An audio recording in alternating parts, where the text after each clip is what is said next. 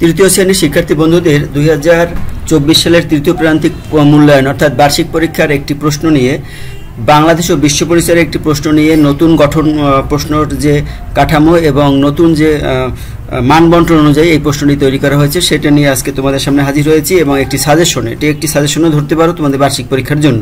তো চলো বন্ধুরা, তোমাদের অন্যান্য সাবজেক্টের মতো এই বিষয়টি তোমাদের সাথে একটু আলোচনা করব, তাহলে তোমাদের এই ধারণাটা কমপ্লিট হলে তোমাদের পরীক্ষার হলে অনেক উপকার হবে। তো প্রথমেই দেখতে পাচ্ছ যে 10টি টিক চিহ্ন থাকবে।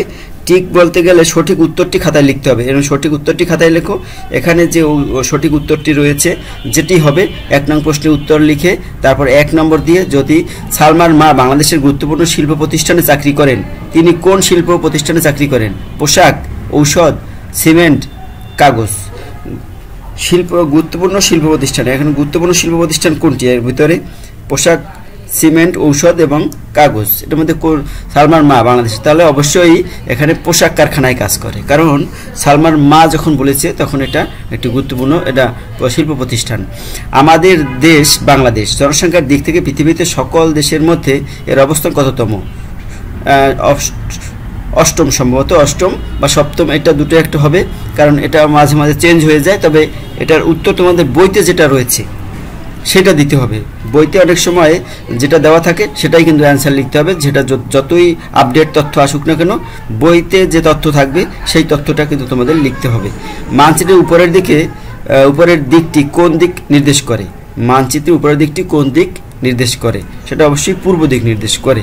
বাংলাদেশের বিভাগ কয়টি? বাংলাদেশের বিভাগ কয়টি? 8টি বিভাগ। তারপর আমরা কৃষি থেকে যে সমস্ত পণ্য পেয়ে থাকি তাকে কি বলে? কৃষিজাত পণ্য। তো এভাবে তোমরা এই প্রশ্নগুলো দিবে। আমি টোটাল প্রশ্নটা তোমাদের নিয়ে আলোচনা করব এবং দেখিয়ে দেব। তারপর চলো পরবর্তীতে এখানে আমরা যদি আসি, এখানে দেখো 8টি আপনার সংক্ষিপ্ত টিক দেখেছি। ভূমিকম্প কোন ধরনের দুর্যোগ? প্রাকৃতিক, মানবসৃষ্ট, পরিকল্পিত, কৃত্রিম। প্রাকৃতিক দুর্যোগ। বন্যার সময় গবাদি পশুকে কোথায় রাখতে হবে? আশ্রয় কেন্দ্রে, থানায়, বাড়িতেই, উঁচু স্থানে। তাহলে বন্যার সময় কোথায় রাখতে হবে? উঁচু স্থানে, তাদের উঁচু স্থানে রাখতে হবে। তবে বেশি বন্যা হলে আশ্রয় কেন্দ্রে রাখতে হবে। এটা তোমাদের বইতে যেটা আছে সেটা লিখতে হবে। আশ্রয় কেন্দ্র হতে পারে অ্যান্সারটা। বন্যার সময় গবাদি পশুকে কোথায় রাখতে হবে? আশ্রয় কেন্দ্রেও রাখা তাদের উচিত, কারণ মানুষ যেমন আশ্রয় কেন্দ্রে থাকে গবাদি পশুদের আশ্রয় কেন্দ্রে থাকার অধিকার রয়েছে।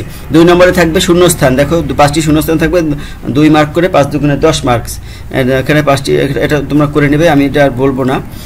3 নম্বরে নিচের বাক্যগুলো শুদ্ধ অশুদ্ধ নির্ণয় করো। এটা প্রত্যেক সাবজেক্টের মতো।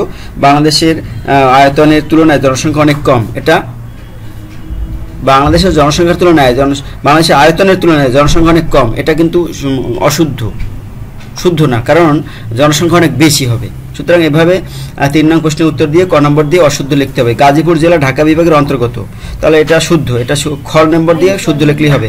মাটি দিয়ে খেলনা তৈরি করেন ডাক্তার, অশুদ্ধ। ধান কাটেন কৃষক, শুদ্ধ। আয় থেকে খরচ করার পর যে টাকা বাকি থাকে তাই আয়। আয় থেকে বা খরচ করার পর যে টাকা বাকি থাকে তাই আয়, তাই কিন্তু সঞ্চয়, এটা আয় না, এটা অশুদ্ধ। এভাবে আমরা লিখব। বাম পাশের বাক্যাংশের সাথে ডান পাশের বাক্যাংশের মিল করতে হবে। তো এখানে দেখো ডান দিকে কিন্তু 2টা অংশ বেশি থাকবে, 4টা এখানে থাকবে। বাংলাদেশের মানচিত্রের আছে, বাংলাদেশের মানচিত্রের আছে কি? 4টি দিক। শিল্প থেকে প্রাপ্ত পণ্যই শিল্পজাত পণ্য, 1 নম্বর। প্রতিটি জেলারই নির্দিষ্ট সীমানা আছে, 2। আমাদের মাতৃভূমি বাংলাদেশ, 3। তো এইভাবে আমরা ঠিক কটা মিলিয়ে ডান বা মিলিয়ে দেব। এবার দেখো আমাদের থাকবে 5 নম্বরে থাকবে 10টি সংক্ষিপ্ত প্রশ্ন এবং প্রত্যেকটা প্রশ্নের মান 30 মার্কের। এখানে কিন্তু কোনো অতিরিক্ত প্রশ্ন থাকবে না। অর্থকারী ফসল কি কি? চা, পাট, তামাক, এগুলো অর্থকারী ফসল। তারপর বাংলাদেশের প্রধান শিল্পজাত পণ্য কি কি? শিল্পজাত পণ্য ঔষধ, তারপরে পোশাক কারখানা যে সেগুলো কিন্তু শিল্পজাত পণ্য, সিমেন্ট, এগুলো শিল্পজাত পণ্য। দেশের মোট জনসংখ্যা পুরুষের সংখ্যা কত? দেশের মোট জনসংখ্যার মধ্যে পুরুষের সংখ্যা 50%, মানে প্রায় অর্ধেক। যারা মাছ ধরেন তাদেরকে কি বলা হয়? এটাকে 1 লাইনে লিখতে হবে। জেলে। রান্নায় সহায়তা করেন কি? রান্নায় সহায়তা করেন কি? এটা রান্নায় সহায়তা করেন, এটা বইয়ের ভিতরে যেটা হতে পারে, এটা মা করতে পারে, বাবা করতে পারে। সুতা দিয়ে তাতে কাপড় বুনেন কে? তাঁতি। প্রয়োজনে বেশি খরচ করলে টাকা কি হয়? প্রয়োজনে বেশি খরচ করলে টাকার অপচয় হয়। কোনো বস্তুর দাম পরিশোধের আধুনিক মাধ্যম কি? কোনো বস্তুর দাম পরিশোধের আধুনিক মাধ্যম কি? অনলাইনের মাধ্যমে। তারপরে বাংলাদেশে অনলাইনের মাধ্যমে, মোবাইল ব্যাংকিংয়ের মাধ্যমে আমরা এটা পরিশোধ করতে পারি। বাংলাদেশে কোন সময়ে বন্যার প্রকোপ বেশি থাকে? জুন, জুলাই, আগস্ট এই সময় কিন্তু, বা সেপ্টেম্বর, জুলাই, আগস্ট, সেপ্টেম্বর এই সময় কিন্তু, বা ভাদ্র, আশ্বিন, কার্তিক মাসে কিন্তু বন্যার প্রকোপ বেশি থাকে। অর্থাৎ বর্ষার সিজনে, বর্ষাকালীন সময় জরুরি সেবার জন্য কোন নম্বরে টেলিফোন করতে হবে? এটা তোমাদের বইতে দেওয়া আছে, এটা এখন আমার জানা নেই। তো এখানে দেখো, যে কোনো 4টি প্রশ্ন উত্তর দেবে। এইখানে কিন্তু প্রশ্ন বেশি দেওয়া থাকবে, এখানে মনে হয় 1, 2, 3, 4, 5, 6টা দেওয়া আছে। এখানে 4টি প্রশ্ন অ্যান্সার করতে হবে। এখানে এক একটা প্রশ্নের মান কিন্তু 8 করে, 4টা 32 মার্কের।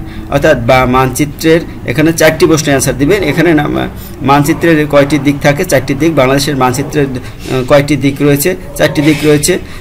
কোন দিকটি কোন দিক প্রকাশ করে? এগুলো তাঁতির কাজ সম্পর্কে 6টি বাক্যে লেখো। এগুলো যেরকম আছে, পেশাজীবীরা কারা, তারা পাশাপাশি সম্মান করব কেন, মানুষের বিপদের বন্ধুকে, কিভাবে তার আয় করা যায়, 5টি বাক্যে লেখো। এভাবে এই প্রশ্নগুলো তোমরা যদি তৈরি করো, তাহলে আশা করি তোমাদের একটা ভালো সাজেশন হয়ে যাবে এবং প্রিপারেশনটা ভালো হবে। ধন্যবাদ সবাইকে।